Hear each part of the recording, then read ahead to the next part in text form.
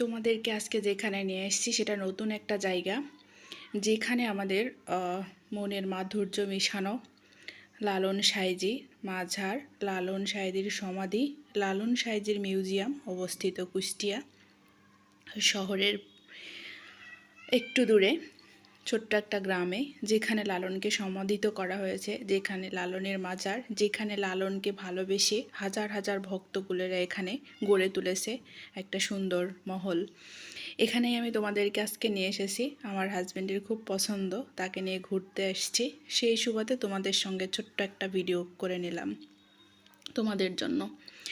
আমার পিছনে খেয়াল করলে দেখবে লালনের মাঝার, লালনের সমাধি স্তম্ভ এখানে দাঁড়িয়ে আছে, যুগ যুগ ধরে দাঁড়িয়ে আছে। আমার পিছনে দেখবে লালনের কফি।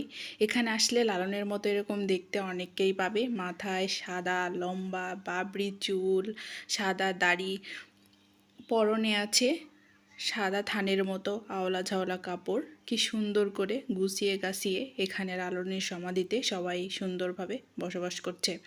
তাদের নেই কোনো চাহিদা, নেই কোনো উচ্চবিলাসী স্বপ্ন। তারা এখানে একটু জায়গায় একটা সব বিছিয়ে বালিশবিহীন কাঁথাবিহীন কোনো রকমে তারা সাধারণ জীবনযাপন করে।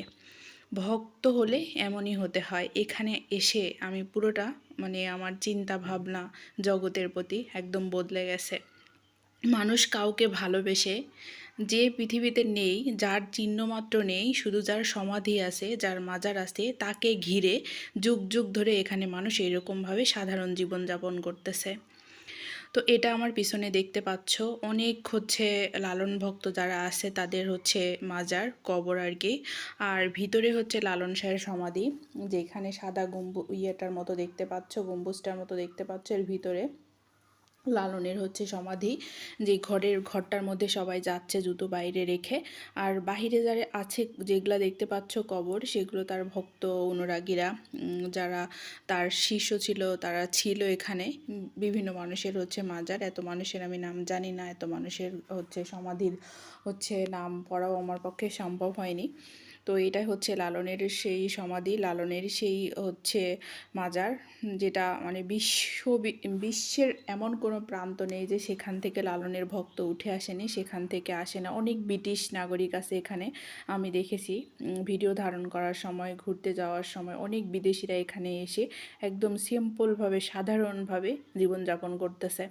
তারা আসে, আবার ট্যুরিস্ট ভিসায় আসে, এসে এখানে কিছুদিন থাকে, আবার চলে যায়। আমি তোমাদেরকে চেষ্টা করেছি দেখানোর জন্য যে কতটা মনোমুগ্ধকর।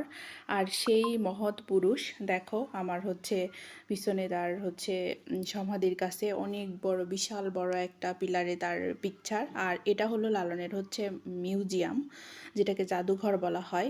লালনের বিভিন্ন লেখা, বিভিন্ন কাব্য, বিভিন্ন গান, বিভিন্ন জিনিসপত্র ব্যবহার্য সব কিছু ওখানে ধারণ করা। আর এটা লালনের মাজারে ঢোকার গেট, যেটা বাহিরে চলে এসছে। আর এখানে সামান্য মেলা হয় সামনে,